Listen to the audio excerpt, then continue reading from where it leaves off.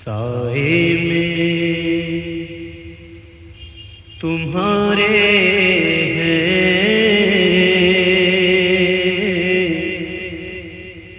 قسمت یہ ہماری ہے، سائے میں تمہارے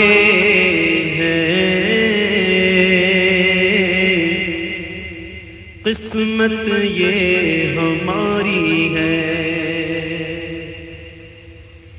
سائے میں تمہارے ہیں قسمت یہ ہماری ہے، تم ہم پہ کرم کر دو یہ عرض ہماری ہے، تم ہم پہ کرم کر دو یہ عرض ہماری ہے۔ الحمد لله نحمده ونستعينه ونستغفره ونؤمن به ونتوكل عليه ونعوذ بالله من شرور أنفسنا ومن سيئات أعمالنا، من يهده الله فلا مضل له ومن يضلله فلا هادي له، وأشهد أن لا إله إلا الله وحده لا شريك له، ونشهد أن سيدنا ونبينا مولانا محمدا عبده ورسوله أرسله بالحق بشيرا ونذيرا، وصلى الله عليه وسلم تسليما كثيرا كثيرا، أما بعد فقد قال الله تبارك وتعالى في القرآن المجيد والفرقان الحميد، أعوذ بالله من الشيطان الرجيم، بسم الله الرحمن الرحيم،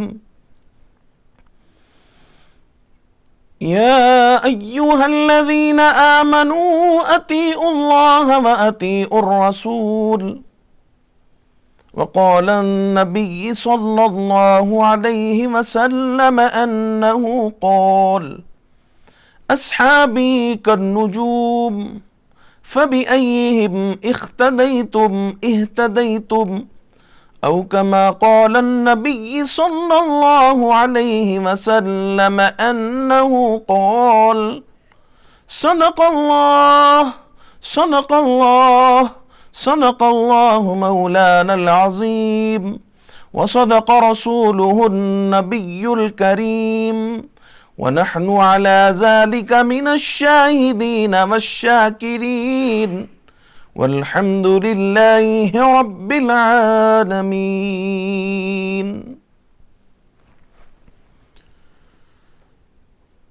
محترم حضرات، اللہ جل جلالہ و عم نوالہ کا بے انتہا شکر ہے، احسان ہے کہ اس نے ہمیں اشرف المخلوقات بنایا اور سرکار دو عالم صلی اللہ علیہ وسلم کی امت میں پیدا فرمایا اور آپ کی امت میں شامل کیا، اور یہ شرف اتنا بڑا، اتنا عظیم شرف ہے ہمارے لیے کہ تمام انبیاء اور رسولوں نے اللہ رب العزت سے دعا مانگی تھی کہ اللہ نہ ہمیں نبوت کی ذمہ داری چاہیے نہ رسالت چاہیے، ہم تو یہ چاہتے ہیں کہ سرکار دو عالم سید کائنات احمد مجتبیٰ محمد مصطفیٰ صلی اللہ علیہ وسلم کی امت میں پیدا فرما دے اور آپ کا امتی بنا دے، لیکن رب کائنات نے یہ شرف ہم انسانوں کو اور ہم اللہ کے رسول علیہ الصلاۃ والسلام کی امت کو اللہ تبارک و تعالیٰ نے یہ انعام کیا ہے ہم پر، یہ احسان کیا ہے کہ ہمیں سرکار دو عالم صلی اللہ علیہ وسلم کی امت میں پیدا فرمایا۔ جیسا کہ میں نے ابھی قرآن مجید کی ایک آیت تلاوت فرمائی آپ لوگوں کے سامنے کہ یا ایھا الذین آمنو، اے ایمان لائے ہوئے لوگو، اطیعوا اللہ و اطیعوا الرسول، یعنی اللہ کی بھی اطاعت کرو اور رسول اللہ صلی اللہ علیہ وسلم کی بھی اطاعت کرو۔ یہ دو چیزیں ایسی ہیں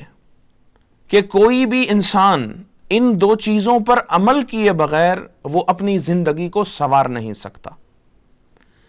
جس طرح قرآن مجید کا حکم ہمارے لیے حجت ہوتا ہے، اسی طرح بالکل حکمن سرکار دو عالم صلی اللہ علیہ وسلم کی حدیث کا بھی وہی حکم ہوتا ہے۔ جس طرح قرآن مجید میں اللہ رب العزت نے کوئی واضح بات فرما دی ہو تو اس پر عمل کرنا واجب اور فرض ذمہ ہو جاتا ہے، اسی طرح سرکار دو عالم صلی اللہ علیہ وسلم کے حکم سے بھی وہ فرمان اگر ثابت ہو جائے، اس کی سند اگر صحیح ہو، اللہ کے رسول علیہ السلام کا عمل یا فعل یا قول ثابت ہو جائے یا پھر صحابہ کرام سے ثابت ہو جائے، تو وہ بھی ہمارے لیے دین میں حجت کا درجہ ہے۔ قرآن اور سنت حکماً ایک ہی درجے میں ہوتے ہیں۔ تو اللہ پاک قرآن مجید میں فرماتے ہیں یا ایھا الذین آمنو، اے ایمان لائے ہوئے لوگو، خاص طور سے ایمان والوں سے خطاب کیا ہے اللہ رب العزت نے، اطیعوا اللہ و اطیعوا الرسول، اللہ رب العزت کی بھی اطاعت کرو اور سرکار دو عالم صلی اللہ علیہ وسلم کی بھی اطاعت کرو۔ ایک اور دوسری جگہ اللہ پاک نے فرمایا قل ان کنتم تحبون اللہ فاتبعونی یحببکم اللہ ویغفر لکم ذنوبکم واللہ غفور الرحیم۔ اللہ تعالیٰ فرماتے ہیں اے حبیب مکرم صلی اللہ علیہ وسلم، آپ فرما دیں لوگوں سے اگر تم واقعی اللہ تعالیٰ کی رضا چاہتے ہو، اللہ تعالیٰ کے محبوب بندے بننا چاہتے ہو، تو اللہ رب العزت نے فرمایا فاتبعونی، کہ سرکار دو عالم صلی اللہ علیہ وسلم کیا اتباع کرو، آپ کے حکم پر چلو، آپ کے احکامات کی پیروی کرو، سنتوں پر عمل پیرا ہو جاؤ۔ تو سرکار دو عالم صلی اللہ علیہ وسلم کے اس فرمان کے مطابق ہم اطاعت کریں گے اللہ کی بھی اور اس کے رسول علیہ السلام کی۔ اس کے بدلے میں اللہ تعالیٰ نے فرمایا لعلکم تتقون، تاکہ تم لوگ پرہیزگار بن جاؤ، ایسا بھی کہا گیا ہے۔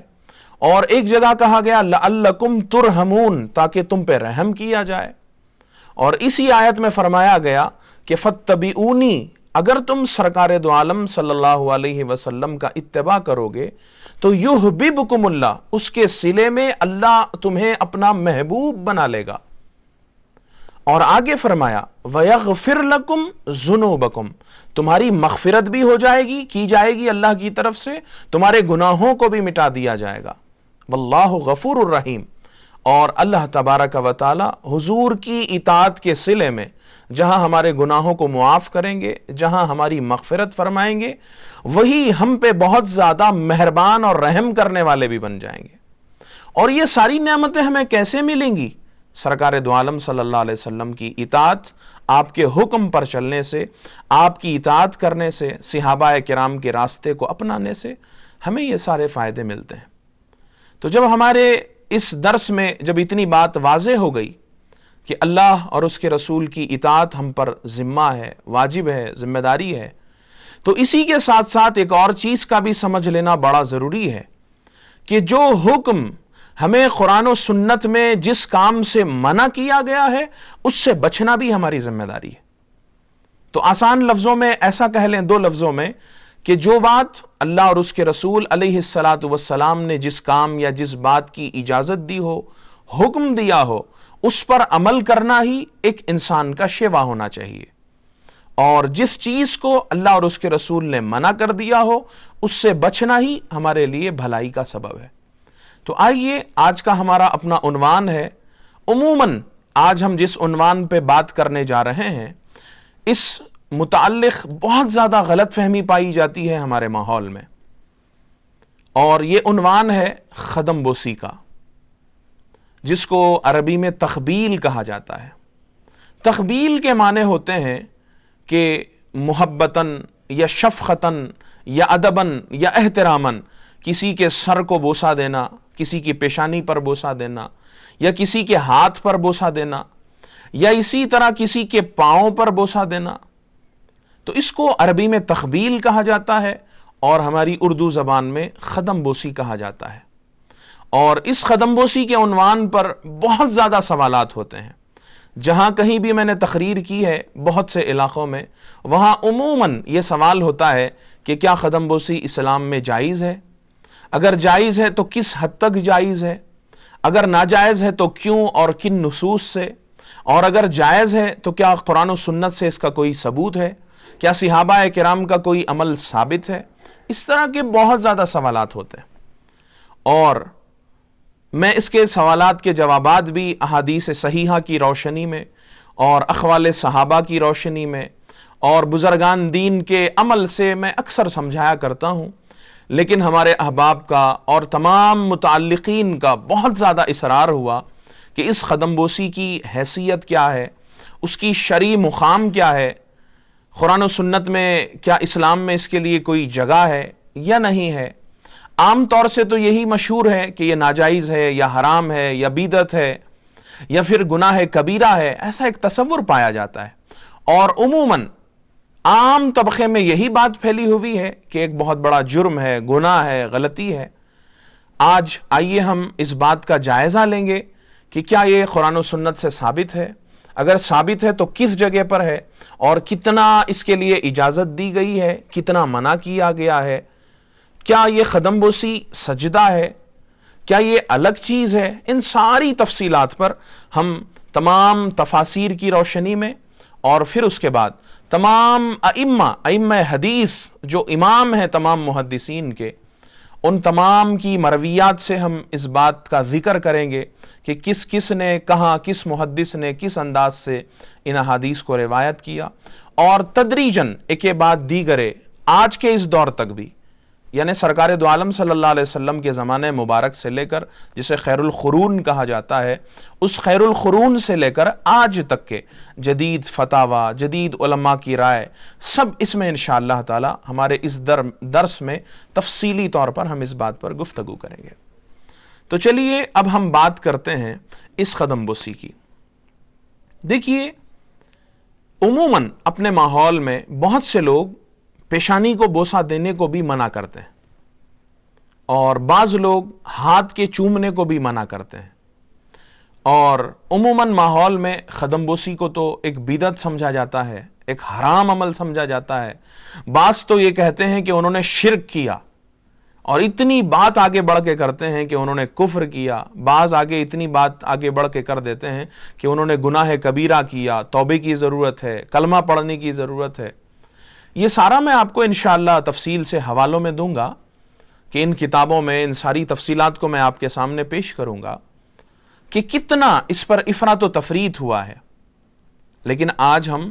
جیسا کہ سرکار دو عالم صلی اللہ علیہ وسلم کا فرمان ہے، خیر الامور اوسطها، بہترین کام یا بہترین چیز وہ ہوتی ہے جو درمیانی ہو، میڈیم ہو۔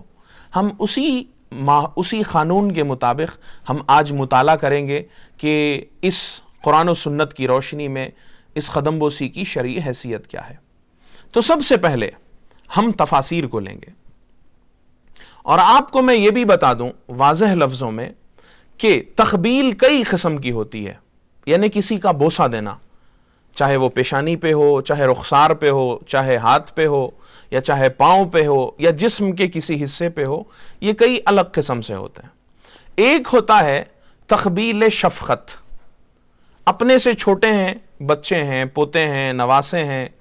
بڑے اخلاق والے ہیں، علم والے ہیں، تو ہم بڑی عمر کے ہونے کی وجہ سے ان کے ساتھ شفقت کا معاملہ کرتے ہیں، تو کبھی ان کی پیشانی پہ بوسہ دیتے ہیں، تو کبھی رخسار پہ بوسہ دیتے ہیں، کبھی ان کے ہاتھ پہ بوسہ دے لیتے ہیں، تو یہ تقبیل شفقت ہے، اور اسلام میں تقبیل شفقت کی بالکل اجازت ہے۔ جیسا کہ دیکھیے، سرکار دو عالم صلی اللہ علیہ وسلم کا معمول تھا کہ حضرت امام حسن اور امام حسین علیہم الصلاۃ والتسلیم دونوں کو سرکار دو عالم صلی اللہ علیہ وسلم اپنے پاس بلاتے، اپنے گود میں بٹھا لیتے اور ان کے رخسار کو بوسہ دیا کرتے تھے۔ تو یہ تقبیل شفقت ہے اس کی اسلام میں بالکل اجازت ہے۔ اور دوسرا تقبیل ہے، یعنی وہ بوسہ دینا جو اپنے سے بزرگ ہوں، چاہے علم میں بڑے ہوں، اخلاق میں بڑے ہوں، جیسے ماں باپ ہیں، دادا دادی ہیں، نانا نانی ہیں، اور اپنے استاذ ہیں، اور اس طرح کی جو بڑی عمر کے لوگ ہوتے ہیں، ان کے احترام میں، ادب میں، ان کے ساتھ، یا پھر تبرکن ان سے برکت کی حصول کی نیت سے، برکت کے حاصل کرنے کی نیت سے جو بوسہ دیا جاتا ہے، اس پر بھی احادیث میں اور تمام علماء کا تقریباً متفقہ فیصلہ ہے کہ یہ بھی جائز ہے۔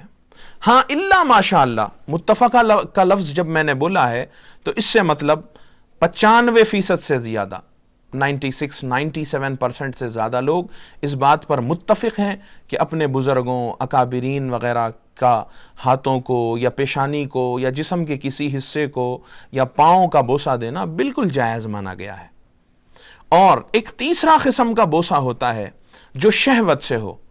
کہ جیسے کوئی غیر مرد کسی غیر عورت کا بوسہ لے، یہ ہماری شریعت میں ناجائز ہے، حرام ہے، سوائے اپنی بیوی کے۔ کسی اور کے ساتھ شہوت اور محبت کے ساتھ بوسہ لینا اپنی بیوی کے علاوہ کسی اور کے لیے جائز نہیں ہے۔ جو جسے شہوت کا بوسہ کہا جاتا ہے، یہ کسی اور کے لیے جائز نہیں ہے، یہ بالکل ناجائز ہے سوائے اپنی زوجہ کے۔ تو اس پر علماء نے باقاعدہ دلائل دیے ہیں، تصریحات کی ہیں، اور بڑی تفصیل آئی ہے احادیث میں۔ تو آئیے ہم سب سے پہلے اللہ کے رسول علیہ الصلاۃ والتسلیم کے زمانے میں اس قدم بوسی کی حیثیت کیا تھی، اس پر جائزہ لیں گے کہ اللہ کے رسول علیہ الصلاۃ والسلام کے زمانے میں سرکار دو عالم صلی اللہ علیہ وسلم کے ہاتھوں مبارک کو بھی بوسہ دیا جاتا تھا، آپ کی پیشانی مبارکہ کو بھی بوسہ دیا جاتا تھا، آپ کے جسم اطہر پہ بھی بوسہ دیا جاتا تھا، یہاں تک آپ کے خدمین مبارک پر بھی بوسہ دیا جاتا تھا۔ اور بعض روایات میں ہے کہ آپ کی یعنی گھٹنوں مبارک کو بھی بوسہ دیا جاتا تھا۔ یہ ساری روایات ہیں احادیث، میں اس کی تفصیل سے علمی بحث کروں گا کہ محدثین نے اس کی حیثیت کیا رکھی ہے، اس کی سند کی کیا حیثیت ہے، سب تفصیل سے ہم بات کریں گے۔ تو اللہ کے رسول علیہ الصلاۃ والسلام کے زمانے میں صحابہ کرام کا معمول تھا کہ اللہ کے رسول علیہ الصلاۃ والسلام کی پیشانی مبارک پہ بھی بعض صحابہ نے بوسہ دیا ہے، اور اسی طرح سرکار دو عالم صلی اللہ علیہ وسلم نے خود حضرت ابوبکر صدیق رضی اللہ تعالیٰ عنہ کا بوسہ لیا ہے، یہ بھی احادیث میں ثابت ہے۔ اور اس تفصیل کو اس عنوان پر بہت کم لوگوں نے لکھا ہے تاریخ میں، لیکن لکھا ہے بڑی جامع کتابوں کو۔ سب سے پہلے یوں تو محدثین نے بہت پہلے ذکر کیا ہے، لیکن خصوصیت سے تقبیل الید کے نام سے، یعنی ہاتھوں یا پاؤں کا بوسہ دینے کے عنوان سے باقاعدہ سب سے پہلے کتاب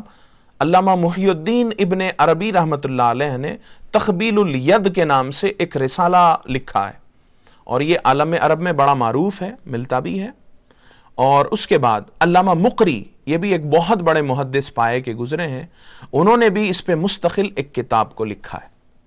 اور اس کے بعد تیسرے ہیں علامہ عابد سندھی، سندھ کے رہنے والے ایک بڑے محدث تھے، مکہ مکرمہ مدینہ منورہ میں قیام کیا کرتے تھے، انہوں نے بھی ایک زبردست رسالہ اس پہ تحقیقی لکھا ہے۔ اور ہمارے معاصرین یعنی آج سے کچھ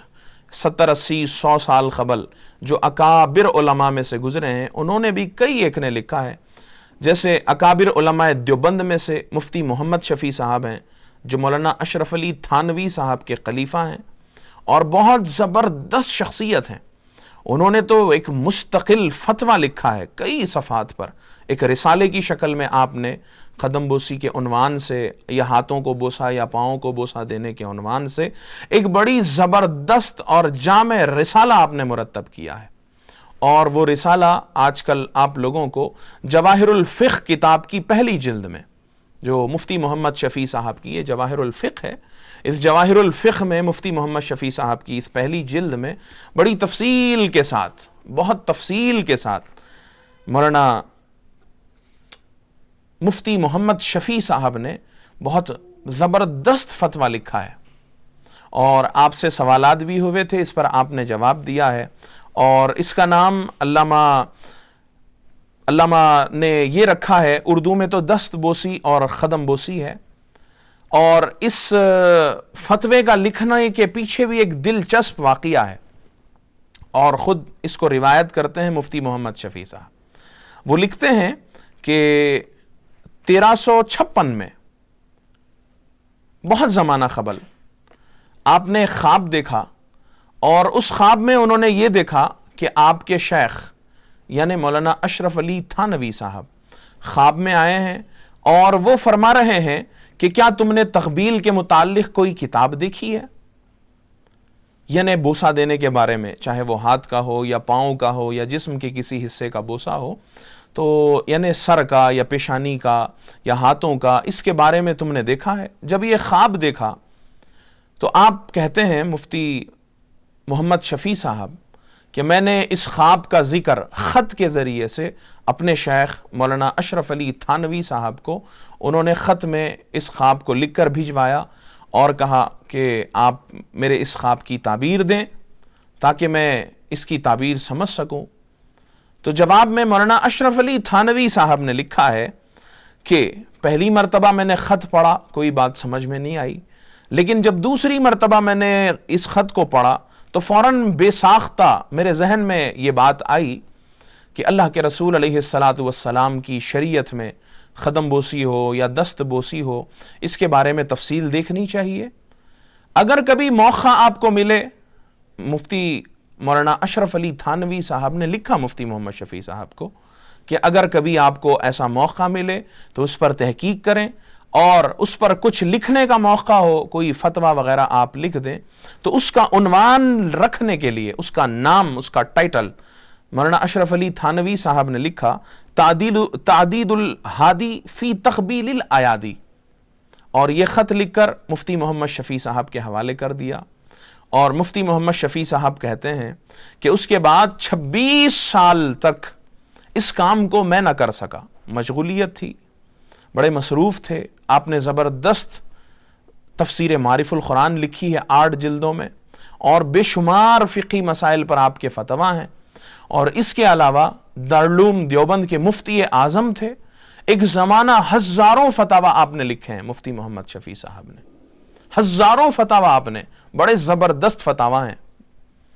تو ان ساری مشغولیات کی وجہ سے خود لکھتے ہیں کہ 26 سال تک میں اس ہاتھ کے بوسہ دینے یا پاؤں کے بوسہ دینے، دست بوسی یا قدم بوسی کے عنوان پر کوئی کام کر ہی نہ سکا۔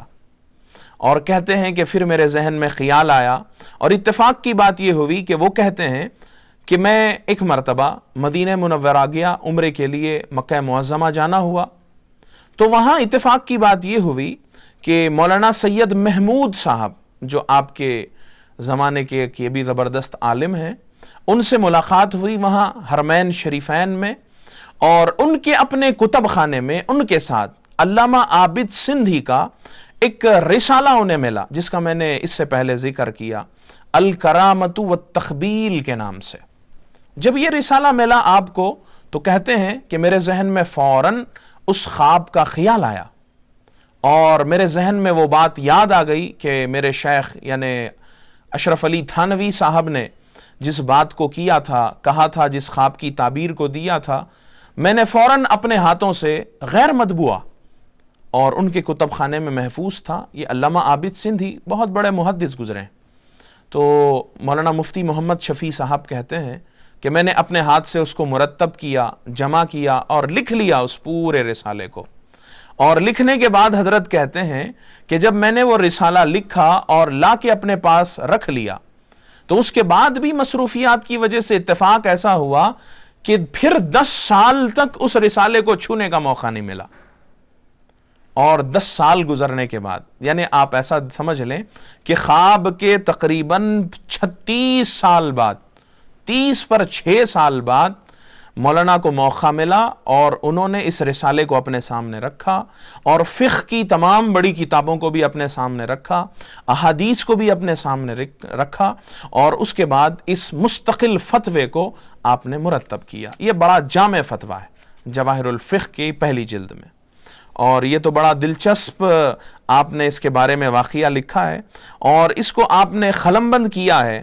عید الضحیٰ کے دن 1392 میں۔ تو آگے اب اس میں دیکھیے تفصیل سے مولانا مفتی محمد شفیع صاحب لکھتے ہیں کہ علماء و مشائخ کی دست بوسی و قدم بوسی کے مسئلے میں حضرات فقہا میں کچھ اختلاف پایا جاتا ہے، اور مستند روایات حدیث اور آثار صحابہ و سلف سے اس کا جواز بلکہ اس پر عمل ثابت ہوتا ہے۔ اس طرح انہوں نے لکھا ہے، بڑی تفصیل کے ساتھ لکھا ہے، اور انہوں نے بتدریج کہا ہے کہ تقبیل شفقت بالکل جائز ہے، تقبیل تعظیم بزرگوں کی تعظیم کے لیے بوسہ دینا اس کو بھی جائز کہا ہے، اور پھر اس کے بعد انہوں نے وہ ساری احادیث اور روایات کو جمع کر دیا ہے، جس میں سے ان تمام احادیث، یوں تو بڑی تفصیل سے آپ نے احادیث دی ہیں، امام ترمذی نے روایت کیا، امام ابن ماجہ نے روایت کیا، امام نسائی نے روایت کیا، بڑی تفصیل آئی ہے اس بارے میں، لیکن میں آج بتدریج آپ لوگوں کے سامنے سب سے پہلے ہم تفاسیر کو لیں گے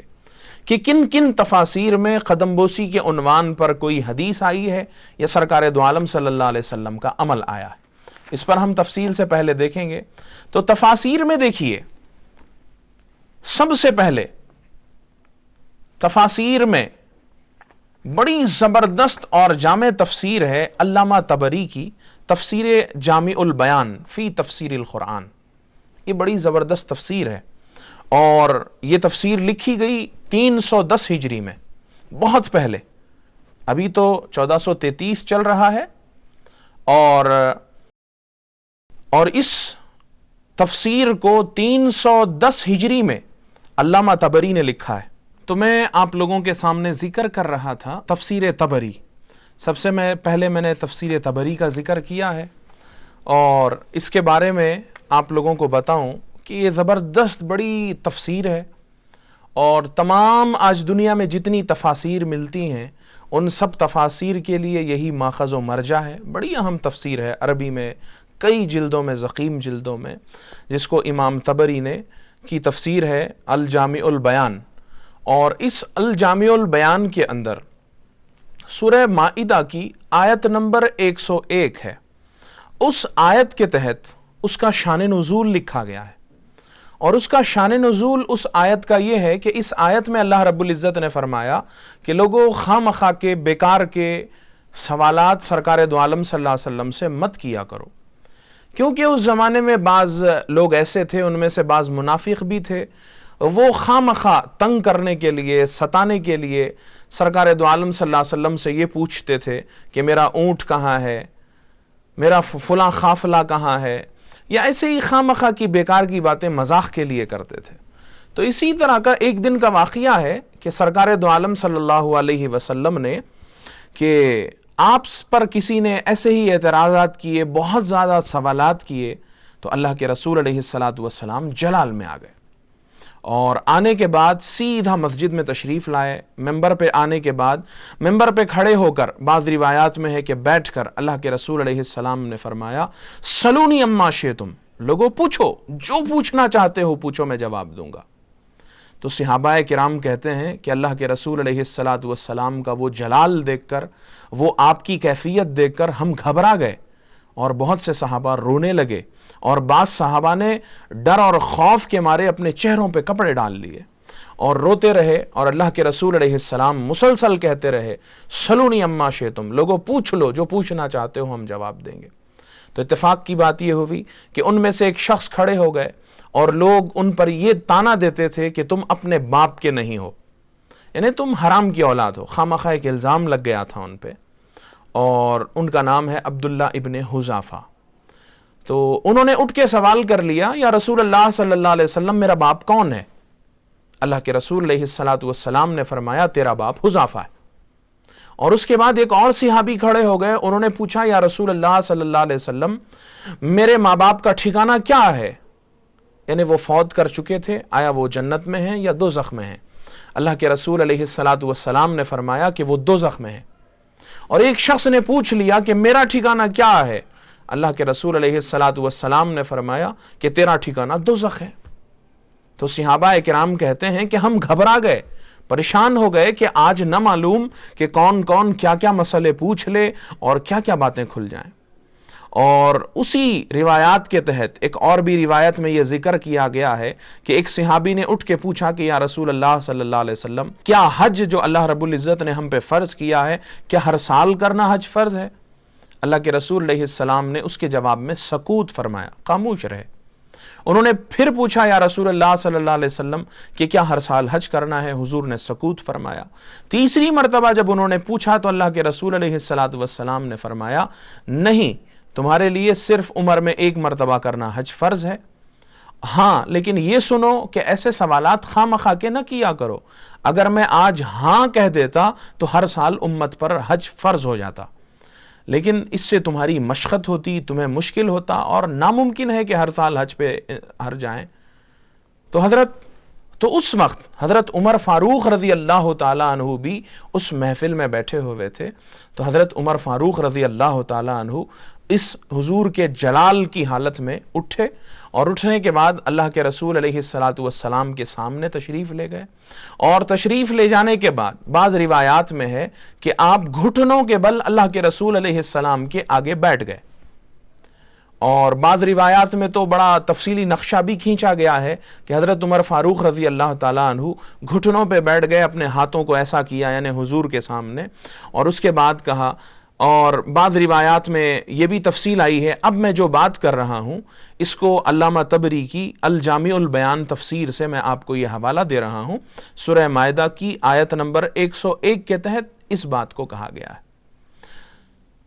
تو روایت یہ کیا گیا ہے کہ اللہ کے رسول علیہ السلام کے سامنے حضرت عمر فاروق رضی اللہ تعالیٰ عنہ تشریف لے گئے، جانے کے بعد گھٹنوں کے بل بیٹھ گئے، اور بعض روایات میں ہے کہ حضور صلی اللہ علیہ وسلم کے سامنے جانے کے بعد انہوں نے سرکار دو عالم صلی اللہ علیہ وسلم کے پاؤں مبارکہ کو بوسہ دیا۔ یہ بات میں آپ لوگوں کو اس حوالے سے دینا چاہ رہا تھا۔ اور حضرت عمر فاروق رضی اللہ تعالیٰ عنہ نے سرکار دو عالم صلی اللہ علیہ وسلم کے پاؤں مبارکہ کو بوسہ دیا۔ اب آپ خود اندازہ لگائیں، اگر یہ شرک ہوتا یا ناجائز ہوتا یا حرام ہوتا تو کیا حضرت عمر فاروق جیسی شخصیت قدم بوسی کرتی اللہ کے رسول علیہ السلام کی؟ اور یہ تو الگ بات ہے حضرت عمر فاروق کی، دوسری طرف جن کی قدم بوسی ہو رہی ہے سرکار دو عالم سید کائنات احمد مجتبی محمد مصطفیٰ صلی اللہ علیہ وسلم کی ذات بابرکت ہے، کہ آپ کو منع فرمانا چاہیے تھا کہ عمر یہ کیا کر رہے ہو، یہ تو شرک ہو گیا، یہ تو بدعت ہو گئی، یہ تو کفر ہو گیا۔ نہیں، اللہ کے رسول علیہ السلام نے بھی منع نہیں فرمایا، اور حضرت عمر نے اللہ کے رسول علیہ السلام کے پاؤں مبارکہ کو بوسہ دیا۔ بڑی تفصیل آئی ہے اس میں، اور جملے ہیں فقام الیہ عمر بن الخطاب رضی اللہ عنہ فقبل رجلہ، اللہ کے رسول علیہ السلام کے پاؤں مبارک کو بوسہ دیا حضرت عمر فاروق نے۔ اور اسی طرح یہ تو میں نے ایک تفسیر کا حوالہ دیا جو علامہ طبری کی، جو 310 ہجری میں آپ نے مرتب کی ہے۔ اس کے بعد دوسرا حوالہ آپ کے لیے تفسیر کشف البیان، یہ علامہ ثعلبی کی تفسیر ہے، اور یہ تفسیر 427 ہجری میں لکھی گئی ہے، آج سے کم و بیش 1000 سال قبل، یعنی علامہ طبری کے بعد یہ دوسری بڑی زبردست تفسیر ہے علامہ ثعلبی کی تفسیر کشف البیان۔ اور اس تفسیر کشف البیان میں سورہ مائدہ کی 101ویں آیت کے تحت حضرت امام ثعلبی نے بھی اس بات کو روایت کیا ہے، اور انہوں نے بھی کہا ہے کہ حضرت عمر فاروق رضی اللہ تعالیٰ عنہ نے سرکار دو عالم صلی اللہ علیہ وسلم کے پاؤں مبارک کو بوسہ دیا، اور انہوں نے بھی ایسے ہی، ان کے جملے ایسے ہیں فقام عمر بن الخطاب رضی اللہ عنہ وقبل رجل رسول اللہ صلی اللہ علیہ وسلم، انہوں نے سرکار دو عالم صلی اللہ علیہ وسلم کے پاؤں مبارک کو بوسہ دیا۔ یہ دوسرا حوالہ میں نے دیا، اور اس کے بعد تیسرا حوالہ تفسیر مجمع البیان، اور یہ علامہ طبرسی، اور یہ 540 میں انہوں نے اپنی تفسیر لکھی ہے، 540 ہجری میں، یہ بھی آج سے تقریباً 900 سال قبل۔ انہوں نے بھی یہی اس روایت کو روایت کیا ہے کہ اس واقعے میں اس شان نزول کے تحت حضرت عمر فاروق رضی اللہ تعالیٰ عنہ نے سرکار دو عالم صلی اللہ علیہ وسلم کے خدمین مبارک کو بوسہ دے کر اس کے بعد کہا کہ یا رسول اللہ صلی اللہ علیہ وسلم، اللہ کے رب ہونے پر، آپ کے نبی ہونے پر، دین کے حق ہونے پر ہم راضی ہیں، آپ ہمیں معاف فرمائیں، آپ ہمیں معاف فرمائیں، آپ ہمیں معاف فرمائیں۔ بڑی دیر تک آرزو کرتے رہے، گڑ گڑاتے رہے اللہ کے رسول علیہ السلام کے سامنے۔ تو اس کے بعد روایات میں آتا ہے کہ اللہ کے رسول علیہ السلام کا وہ جلال کم ہوا اور اللہ کے رسول علیہ السلام تشریف فرما گئے، بیٹھ گئے۔ اور اسی واقعے کو دیکھیے آگے، علامہ ابن کثیر کی تفسیر ابن کثیر ہے۔ یہ علامہ ابن کثیر رحمت اللہ علیہ یہ بھی بہت پائے کے محدث ہیں، اور یہ ایک ایسے محدث ہیں جو علامہ امام ابن تیمیہ کے شاگرد ہیں۔ علامہ امام ابن تیمیہ بڑی زبردست شخصیت ہیں اور یہ ان کے شاگرد ہیں۔ آپ اندازہ کریں کہ علامہ